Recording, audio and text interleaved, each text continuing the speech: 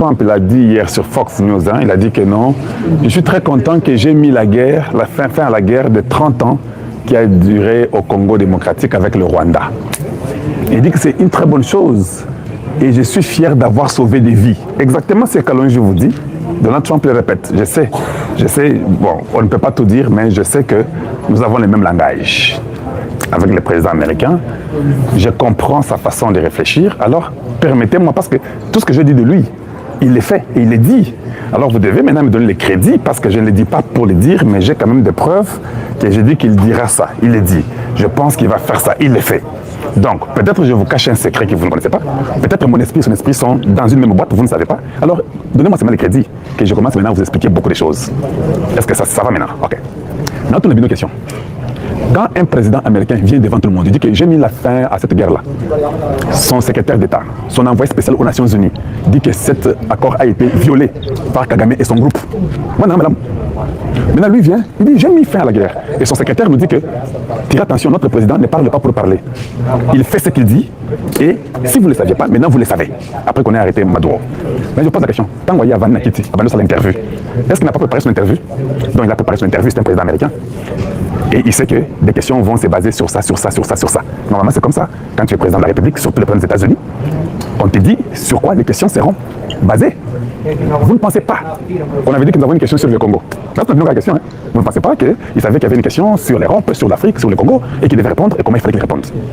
Quand il vient, il vous dit, j'ai mis fin à la guerre au Congo et au Rwanda. Pour votre information, c'est un dernier avertissement qu'il fait au Rwanda. Il sait que le Rwanda a triché. À Ouvira, ils ne sont pas partis. Il le sait très bien. Parce que vous et moi, nous le savons. Comment lui, le président des États-Unis, ne peut pas le savoir? Il le sait que ces gens-là ne sont pas partis, qu'ils ont triché. Alors il vient maintenant diplomatiquement pour dire j'ai mis la fin à la guerre. Or, il sait que vous devez obéir et garder et respecter les accords que vous avez signés. Alors quand il vient, il dit j'ai mis fin, c'est une bonne chose, j'ai sauvé des vies. En fait, Donald Trump vient de dire à Kagame ceci, madame, je ne veux plus que tu continues à tuer au Congo.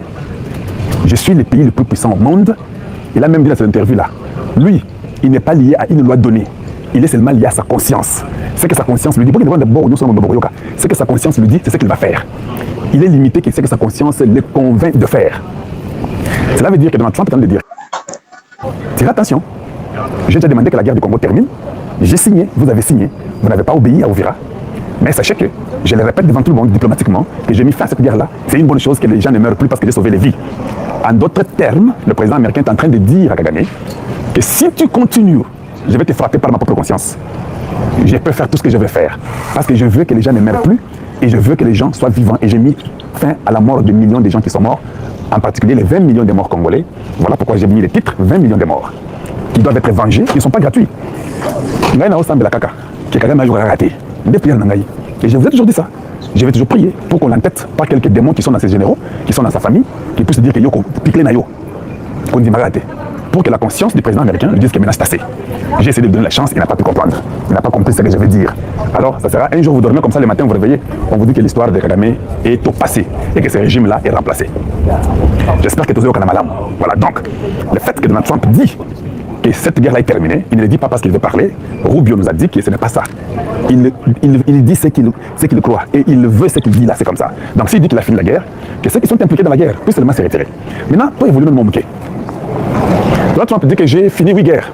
8. Il dit j'ai fini 8. Mais la question que j'ai à vous poser, c'est celle-ci.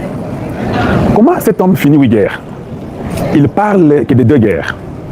La première guerre, la Russie, parce que c'est une puissance, il doit parler de ça avec l'Ukraine. C'est une puissance qui embête les Européens avec l'OTAN, il faut en parler.